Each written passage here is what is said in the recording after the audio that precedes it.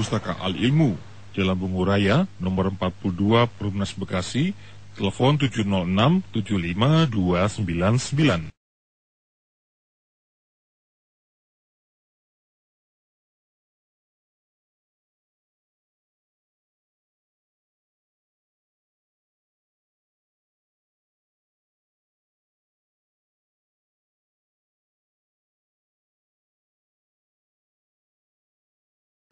Assalamualaikum warahmatullahi wabarakatuh.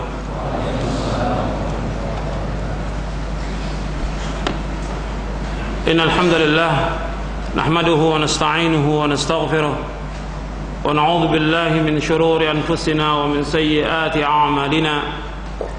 May yahdihillahu fala mudilla lahu wa may yudlil fala hadiya lahu. Asyhadu an la ilaha illallah wahdahu la syarika lahu وأشهد أن محمدا عبده ورسوله يا أيها الذين آمنوا اتقوا الله حق تقاته ولا تموتن إلا وأنتم مسلمون يا أيها الناس اتقوا ربكم الذي خلقكم من نفس واحدة وخلق منها زوجها وبث منهما رجالا كثيرا ونساء واتقوا الله الذي تساءلون به والأرحام إن الله كان عليكم رقيبا يا أيها الذين آمنوا اتقوا الله وقولوا قولا سديدا يصلح لكم أعمالكم ويغفر لكم ذنوبكم ومن يطع الله ورسوله فقد فاز فوزا عظيما أما بعد فإن أصدق الحديث كتاب الله وخير الهدي هدي محمد صلى الله عليه وعلى آله وسلم وشر الأمور محدثاتها وكل محدثة بدعة وكل بدعة ضلالة وكل ضلالة في النار. Ayolah ikhwah, a'azakumullah, kepada bapak, ibu-ibu, ikhwan dan akhwat yang dimuliakan oleh Allah. Alhamdulillah, kita bersyukur kepada Allah Subhanahu wa taala atas segala nikmat yang Allah karuniakan kepada kita. Kita bersyukur kepada Allah Subhanahu wa taala atas nikmat Islam, nikmat iman, nikmat sunnah, nikmat diberikan oleh Allah Subhanahu wa taala waktu yang luang untuk menuntut ilmu syar'i.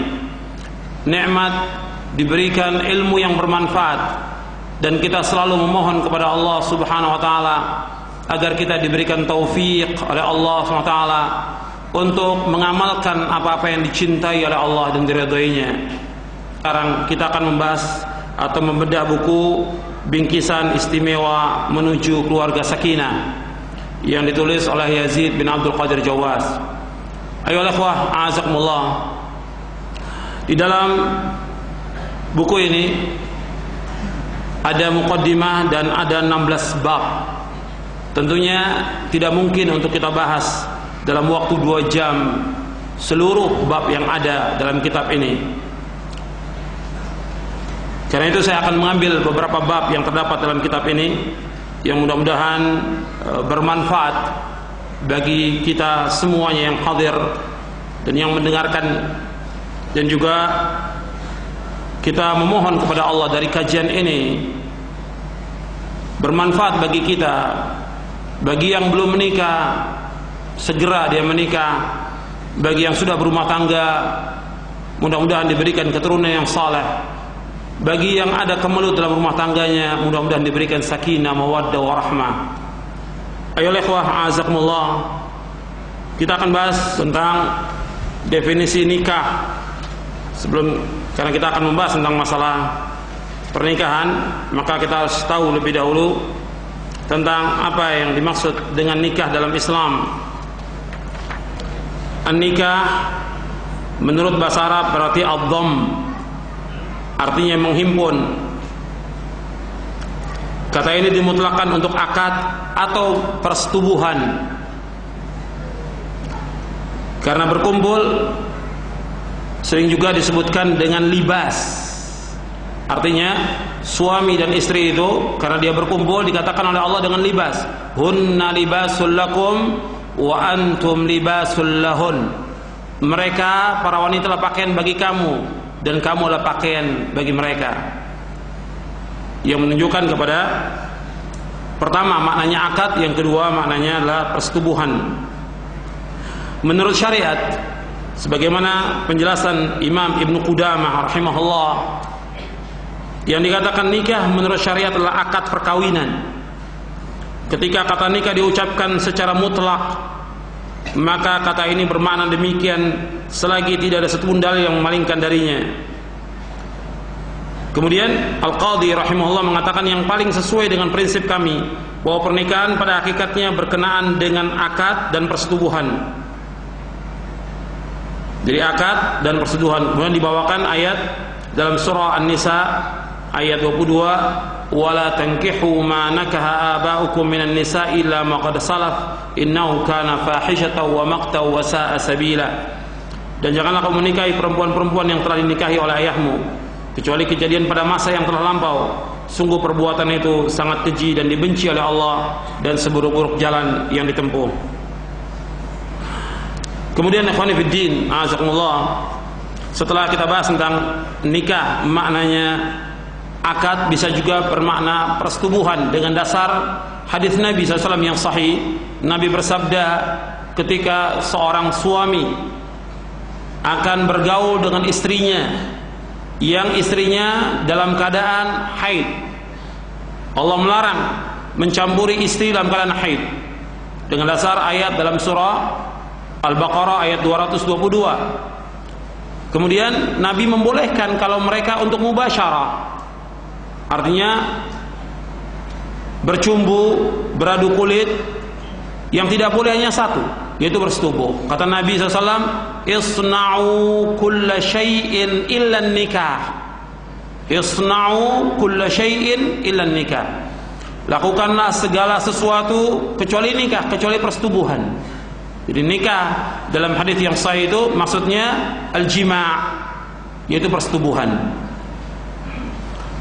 Sebab mencampuri wanita sedang haid dilarang dalam ayat yang tadi saya sebutkan dalam surah Al-Baqarah ayat 222. Wa yas'alunaka 'anil mahid qul huwa adam fa'tazilun nisaa fil mahid wa la taqrabuhunna hatta yathur fa idza tatahharna fa'tuhunna min haitsu amarakumullah innallaha yuhibbut tawwabin wa yuhibbul mutatahhirin.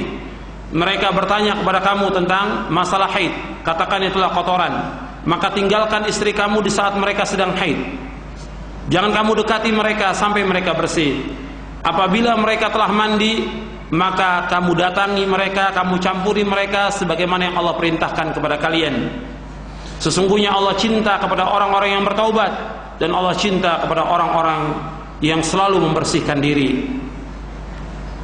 Di ayat ini melarang, kemudian Nabi membolehkan kecuali satu yang tidak boleh, yaitu an-nikah, yaitu al-jima'. Selanjutnya kita akan bahas ikhwan fiddin, na'azakumullah. Yang pertama yang kita akan bahas bahwa Islam menganjurkan nikah. Islam menganjurkan nikah.